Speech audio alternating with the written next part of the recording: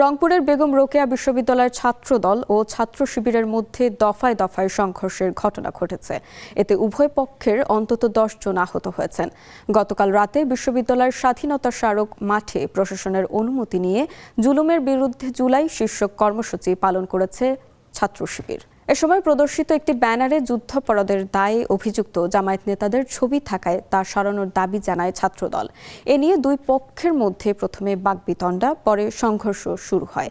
এক পর্যায়ে ইট পাটকেল ও চেয়ার নিক্ষেপের ঘটনা ঘটে। পাল্টাপাল্টি ধাওয়া ও হামলায় অন্তত 10 জন আহত হন।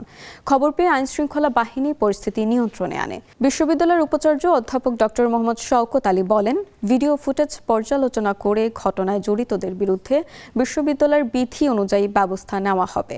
আমরা ভিডিও ফুটেজের মাধ্যমে বিভিন্নভাবে আমরা সেটা দেখব এবং দুই সংগঠনই তারা বলছে যারাই চিহ্নিত হোক না কেন তাদের প্রতি দলীয়ভাবে শাস্তিমূলক ব্যবস্থা গ্রহণ করা হবে এবং বিশ্ববিদ্যালয় থেকে আমরা একটা সবার সাথে আবার পরবর্তী বসে একটা তদন্তের মাধ্যমে একটা সুনির্দিষ্ট ব্যবস্থা গ্রহণ করবো ইনশাআল্লাহ।